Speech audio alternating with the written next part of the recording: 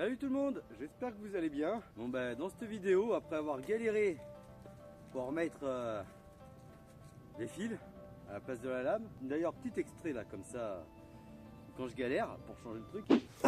Et ben voilà. Là, comme annoncé dans la dernière vidéo, je vais faire un coup de finition au niveau du débroussaillage, partir débroussailler là-bas au bout et ensuite on va ratisser le tout histoire de virer tout ce qui reste au niveau des vignes, des mauvaises herbes et tout ce qui est petites branches d'aubépine, enfin les trucs qui se seront éparpillés à chaque fois quand j'ai déplacé les tas de bois quand je débitais. Bon les gens, en ce moment il fait que de pleuvoir, donc là l'herbe est trop mouillée pour que je puisse terminer la débroussailleuse. Mais c'est pas grave, je vous propose autre chose. Je vais terminer de découper au sécateur tous ces petits buissons épineux. Je vais m'attaquer à ça au sécateur. Et ensuite, ce que je vous propose, c'est pourquoi pas commencer à attaquer notre fameux parc à chiens dans cette zone. On est parti.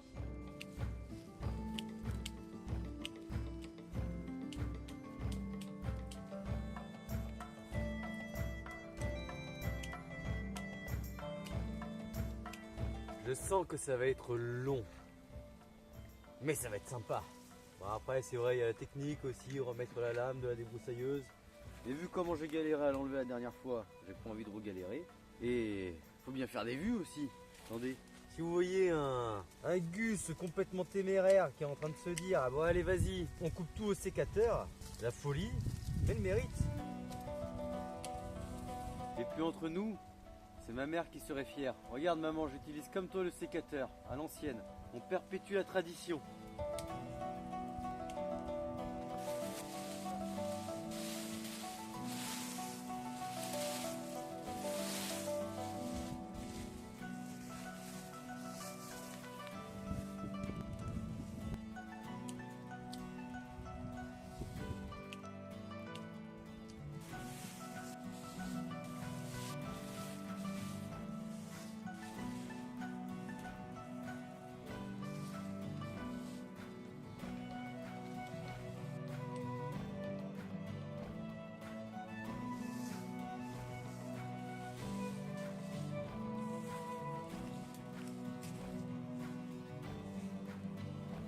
Je sais même pas si on voit une réelle différence dans ce que j'ai fait.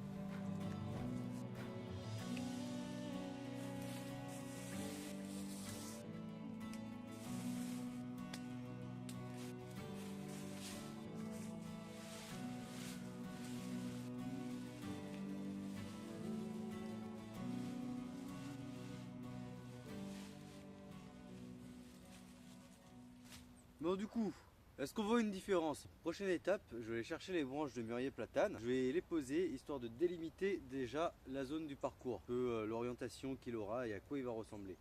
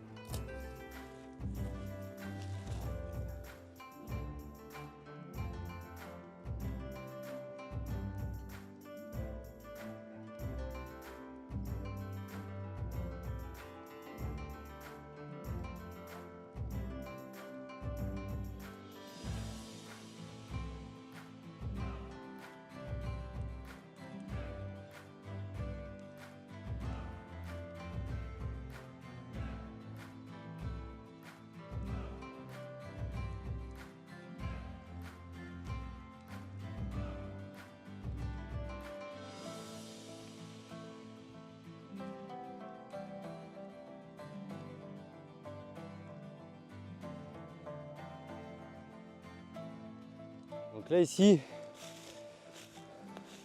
dans le délire, il va y avoir la plateforme du départ. Où le chien il est dessus et ensuite dans ce couloir ça serait une sorte de sprint. Où là ici dans le couloir il sprint. Et là il va y avoir des sortes de barrières. Bon après là, elles sont pas droites, elles sont un petit peu en biais mais on s'en fout, c'est pour représenter. Et là normalement c'est le chien qui fait des zigzags. Ensuite là je vais faire une sorte de mur. Si tu peux faire juste en face, un petit peu. Là va y avoir le mur. Et j'avais envie de faire, hop, là ici, un petit renforcement où le chien il tourne, il remonte et là faire une sorte de passerelle par-dessus. Petit truc tourniquet. Parcours il reprendra ici. Donc là ici je vais m'arranger pour négocier justement une sorte de tunnel, un virage, le chien il remonte et ensuite il passe par en haut. Je pense que ça peut être sympa, ça peut être drôle même. Le but il faut aussi bien que ce soit ludique pour toi que pour les chiens. Parce que les chiens ils le ressentent. Si tu te fais chier, ils vont se faire chier. Là ensuite, par là, je voyais bien des sortes de plateformes. Justement pour la mienne, vu qu'elle aime bien sauter. Donc faire 2 ou 3 plateformes où là elle va ressauter dessus. Et justement le gros que lui puisse tourner, bifurquer.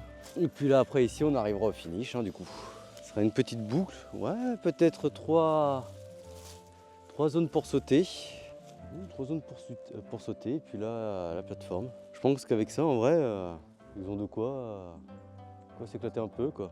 Parce que déjà le temps qu'ils assimilent que là ici dans ce couloir il faut sprinter et ensuite faire les zigzags, tout ça, ça va être encore de l'exercice. Mais après c'est bien pour le chien parce qu'il s'amuse. Et en plus, sachant qu'ils aiment bien obéir aussi, et ben ça lui fait réfléchir à mince, il faut que je fasse ça dans tel ordre. Donc c'est aussi bien physique que cérébral. Et c'est pour ça que généralement, quand tu as des problèmes avec ton chien, on dit au niveau des maîtres, mais essayez le parcours avec votre chien. Ça permet de refusionner les deux. Et là ici, cet espace au milieu, on va le laisser vide, ce sera pour nous avec les friandises justement. Allez vas-y, hop, quand tu fais le tour. Alors là, comment je peux négocier mon truc? Là ici c'est fermé, le chien il court ici, enfin il tourne autour. Là il pourra monter, je fais la petite passerelle pour qu'il monte. Et là je fais le pont, qui redonnera du coup sur une plateforme un peu plus basse. Comme ça le berger des Chaplani, vu que lui c'est un gros pépère, il pourra juste descendre. Et puis la mienne elle pourra prendre son élan pour ressauter sur cette plateforme. Et voilà, parfait. Bon, je pense que ça leur fait un beau parcours. Bon, du coup, la prochaine étape, là, ça va être de faire les barrières, déjà, de surélever un petit peu le tout. De faire les barrières, comme ça, les chiens ils vont pouvoir bien faire leur parcours, comme ils veulent. Déjà, essayer d'appréhender, quoi. Et ensuite, une fois que tout est surélevé, on pourra faire les passerelles. Et dans l'idée, là, j'ai des vieux clous rouillés que je vais réutiliser. Et on va faire à l'ancienne, la hachette, on va creuser justement les petits trous, mettre les bûches dedans et clac, on cloute. Comme ça au moins c'est vraiment que de la récup et ça sera que de la récup et ce sera pas plus mal. Après tout c'est pour des chiens. Puis même si c'est pour nous, ça sera un environnement plus naturel que du béton ou du métal. Salut les gens. Bon aujourd'hui on se retrouve le lendemain. Après avoir posé tout ça, donc là je suis entre 2 accalmies, comme vous pouvez le voir au niveau du temps. Et encore là c'est plutôt lumineux parce qu'il y a le soleil juste derrière. Mais bon il annonce de la pluie donc on va essayer de se dépêcher et ça empêche encore de passer à des broussailleuses. Mais bon c'est pas grave, pour votre plus grand plaisir du coup on va continuer ça. Donc là l'idée ça va être vraiment de trouver les piquets, enfin les futurs piquets au niveau de la taille, de les tailler en pointe. Là, vu qu'il a plu, le sol est assez meuble, donc c'est idéal pour planter. Et on va commencer à essayer de se faire ces fameuses barrières, histoire de sortir un petit peu l'idée. Bon allez, je vous installe et on attaque. Donc du coup, ces fameux piquets, je pense que la bonne dimension serait à peu près cette taille. Par rapport au chien. Si là je taille, après il faut planter. Ouais non, ça sera trop petit. Parce que du coup, pour bien faire, il faudrait plus cette taille. Ouais. Ça peut être bien. Il en faudrait 2, 4, 6, 8 et 10. Juste pour là. Pas sûr que je vais avoir assez de bois moi.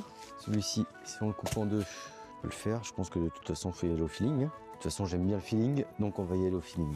Donc celle-là, on peut garder. Bon, sinon, on va y aller au fur et à mesure.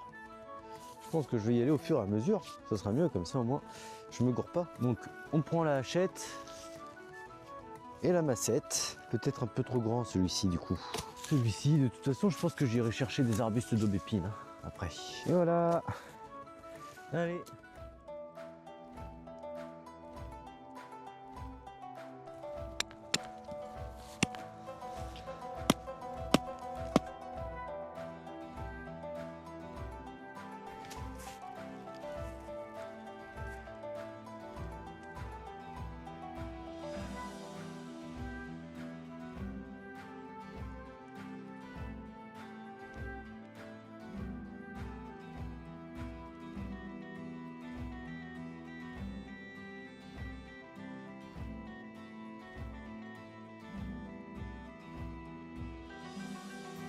Ah, ça bouge pour le moment, vous inquiétez pas. On va renforcer le tout. Donc déjà, il me faut le piquer pour l'autre côté. Je vais vous montrer. Je commence à faire cette marque, juste là. On va chercher la scie. Donc déjà, se fait une marque par là. Très bien. Pas oublier, hein, c'est pour des chiens de base. Mais après, c'est vrai que ça peut faire un bon petit parcours du combattant pour les enfants. Donc c'est pour ça. Là, on fait juste la barrière. Mais après, on fera en sorte que les structures de base, elles soient solides, bien entendu. Et même les plateformes, j'ai récupéré du bois de palette qui était posé dans la forêt. Je pense que je vais les récupérer pour faire justement ces plateformes. Au moins, ce sera droit et ce sera plus stable, même pour les chiens. Et du coup, l'autre côté. L'autre côté, j'ai envie de dire pareil. Hein. On va le faire là. Après, l'épaisseur du bois. Faudrait mon bout de bois. Si je prends lui, par exemple, donc oui, ça nous ferait vers là. Allez, on va découper ça.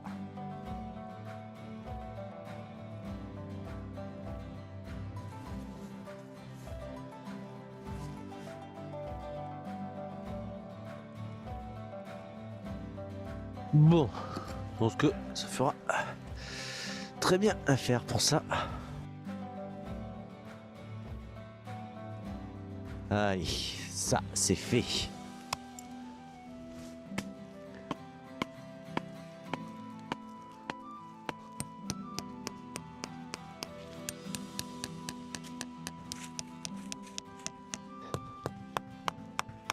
Là, je pense qu'au niveau de cet arbre, on va se faire un petit renfort. Alors, comment se faire un petit renfort? On peut utiliser ça. Ça me semble être une bonne idée. Ça me paraît très bien.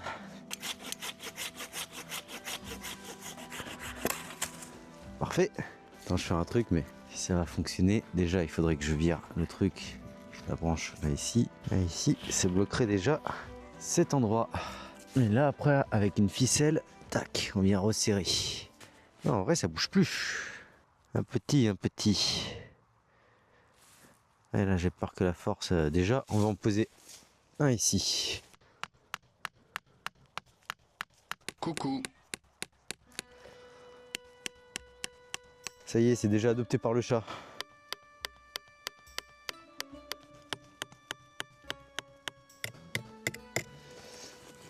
Il ne veut pas s'enfoncer.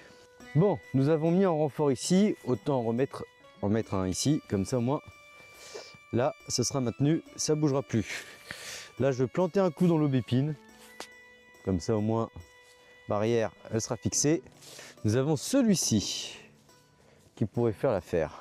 Je pense que là, si juste je taille un petit pic, et là que j'aplatis un peu la zone, je pourrais le planter, tac, et ensuite le fixer. Et je pense que je le ferai plus sur le côté dans ce cas. Après, ça m'empêchera juste de bouger vers derrière. De toute façon, après, là, avec la barrière, je pourrais mettre... ouais, après je mettrai là. Donc voilà. J'ai rien compris. Non, ou alors c'est moi. Non, moi non plus, j'ai rien compris. Ensuite, on commence à attaquer l'autre côté de la barrière. Et juste après, j'en mettrai un au-dessus. Alors même pourquoi pas en mettre quelques-uns au-dessus. Déjà, ça va faire un renfort. Et là, on peut faire une sorte de tunnel qui peut être intéressant. Peut même être très sympa à faire. On va se faire un tunnel, là, ici. La zone de sprint. Ouais, plus le début d'un tunnel. Parce qu'il faut que je pense aussi berger des Chaplania. Enfin, berger de Chaplania. Lui, il ne pourra pas passer en dessous. Si je le fais trop bas, donc à voir. Là, moi, je sais que là-dedans, la mienne, elle peut passer. Mais le gros, pas sûr. Bon, déjà, je mets un clou au niveau de l'aubépine. Vous allez voir la qualité du clou. C'est banger. Bon, j'ai envie de dire, c'est pas plus mal. Allez, il pleut, je range les outils et on range tout quoi. Je reviendrai plus tard. Bon, on se retrouve encore entre une accalmie. Je m'étais arrêté sur cette barrière que j'avais faite. Et là, donc j'ai envie d'attaquer l'autre côté de la barrière. Je vais commencer par faire cette plateforme. Parce que j'ai envie que ce soit un petit peu surélevé, histoire que ce soit le point de départ. Et la barrière, elle va reprendre de la plateforme, justement, paf, et arriver à peu près là ici où c'est posé, juste au pied du chêne. Et ben voilà, on se motive, on y va.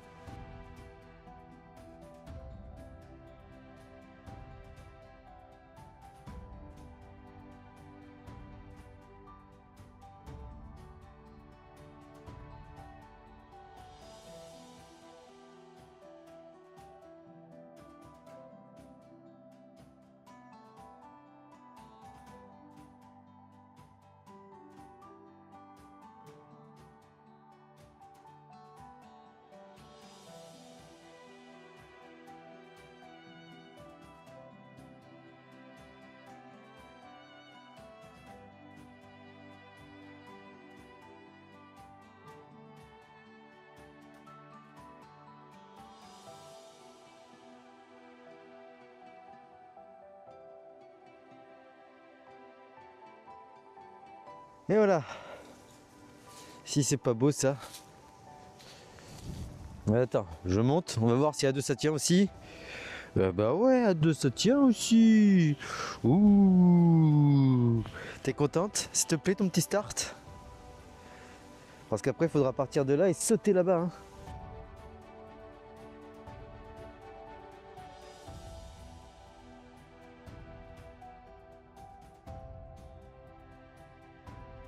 Bon les gens, on se retrouve après la fin de cette plateforme. Hein, comme je vous ai dit, j'ai coupé les côtés. Prochain objectif, ça va être de terminer la clôture du point de départ.